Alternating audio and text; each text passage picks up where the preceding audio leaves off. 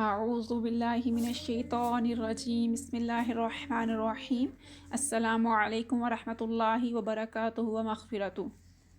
इस वीडियो में हम डिस्कस करेंगे मखरिज नंबर 7 यानी आर्टिकुलेशन पॉइंट्स ऑफ 7 कौन सा है और वहाँ से कितने और कौन से हरूफ या लेटर्स रीड होते हैं। मखरिज नंबर 7 है ज़ुबान का दरमियान यानी middle part of the tongue.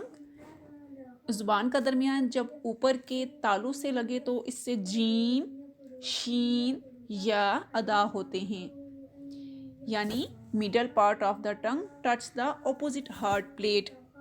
जैसा कि आप इस तस्वीर में देख सकते हैं, आपने जीम को अगर रीड करना है तो आप अपने अपर और लोअर टीथ को टच करेंगे, यानी ऊपर और नीचे दांतों को आपस में इनको जोड़ेंगे और जीम को पढ़ने में थोड़ी सी सख्ती होती है।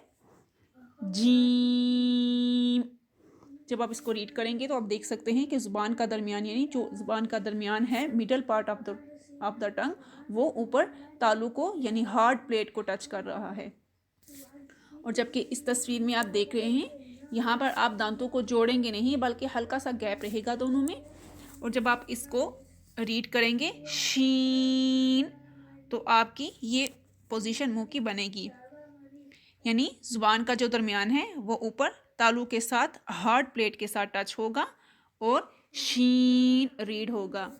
जबकि इस तस्वीर में आप देख सकते हैं कि यहाँ भी आप जब आप रीड करेंगे या तो दांतों में गैप है, यानी ऊपर और जो नीचे के दांत हैं वो आपस में जुड़े हुए नहीं हैं, लेकिन जो हमारे ज़ुबान का दरमियान है, जो मिडल पार्ट है ज़ुबान का, वो ऊपर हार्ड प्लेट के साथ टच हो रहा है और रीड हो रहा है।